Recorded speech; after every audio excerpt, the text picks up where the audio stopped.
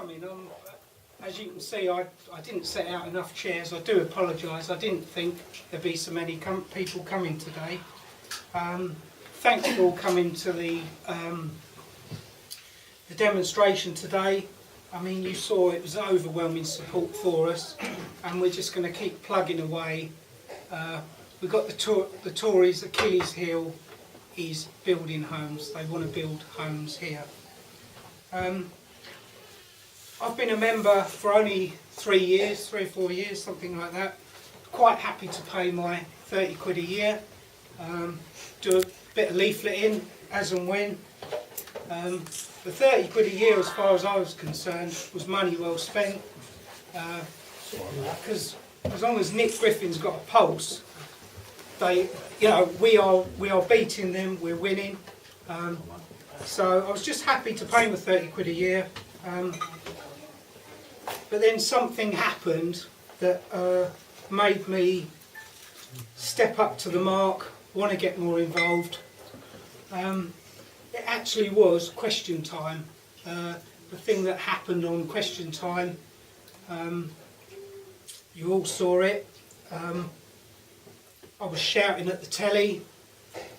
Perhaps you heard it, Nick. I was screaming and shouting at the telly. I was so angry. Something came out on question time that I'll come to that made me want to become more involved and hopefully overthrow this rotten, stinking government at some stage in the future. It was something that was triggered by Jack Straw. When Nick was saying that Jack Straw's father, who was an immigrant to this country, he was fed, clothed, looked after, housed in this country, and then when the call came to arms to fight the Nazis who wanted to take our country from us, where was Jack Straw's father? Languishing in prison, getting 3 meals a day at the taxpayer's expense. Now, I was going to tell you about a guy called Harry Soper. He signed up, turn the clock back 1939, he signed up to be a soldier in the British Army. And he was sent out, he'd done his training and he was sent out to North Africa. Now Harry Soper he was recently married. He left 2 kids at home, Maureen and Joan. They're both under 5. He could actually drive, so he was very, very useful. Of course, in them days, not as many people drove as they do now. So he was sent out to Egypt, and he fought bravely through Egypt, where we pushed the Italians and then the Germans out. He fought in the Battle of El Alamein. He was writing back to his family in Southend, and he sent his love to his kids and all his family. I've seen some of these letters that Harry Soper was sending. Now, unfortunately, towards the end of that campaign, when we pushed the Germans up to Tunis, Harry Soper was blown up by a landmine, and he died in Tunis right at the end of the campaign. He's buried out in Tunis, and he was fighting to preserve our democracy and our way of life, for us, our democracy that we hold so dear today.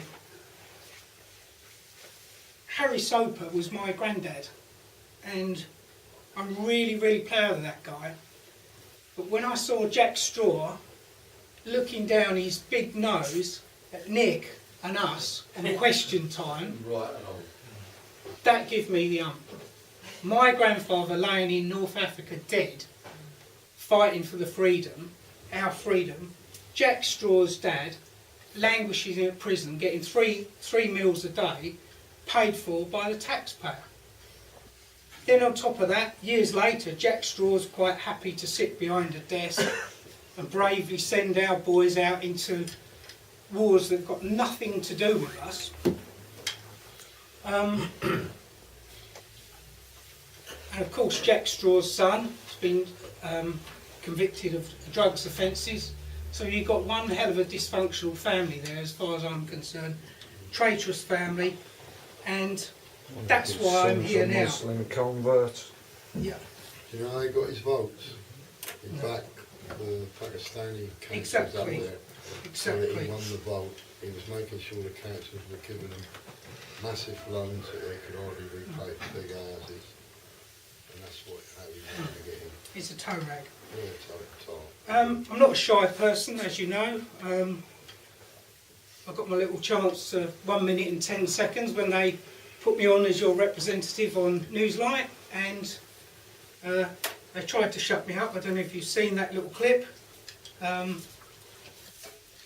But this was our last meeting we had, a picture of it. And Nick's written on the bottom, even I can't get a word in edgeways. So you've got someone in the Eastern Region that won't shut up. And I'm here to do a job. We've had quite a bit of success over the years in the Eastern Region, and I'd like to continue that. With success here in this parish, I've won a seat here. We've got 2 seats in Heybridge. We've won seats in Latchington a couple of times. We won seats in Southminster a couple of times. Thurrock, we won seats. We won seats in Epping Forest. We've got a chairman of a parish council in Wakes Colne. We won seats in Barking, which is just outside the the Eastern Region boundary, but very close indeed. Southend and Rochford, we've come second in many elections there. Basildon, we've had a fair shout, elections over the years. Grays Hill, we did well. And Canvey Island, we did very well before. We came second many times.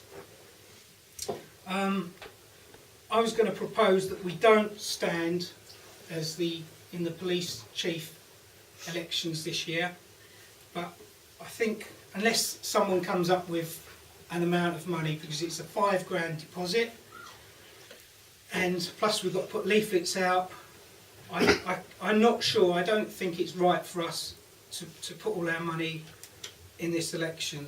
I think we should look forward to the county council elections next year, and as you know, we've done very well in them before in the past, got some good results in certain areas. And of course, the year after that, we've got the Euro elections, and as I've said before, 1999 we got 9,800 votes. 2004 we got 65,000 votes, and 2009 we got 97,000 votes. So that's 50,000 votes. It was gone up last time, and we only missed out on a seat by 20,000 votes. So if we go up by 50,000 or 40,000 or 30,000 or 20,000, we're going to win a seat in the Euros in 2014. That is probably going to be someone in this room, this very room. So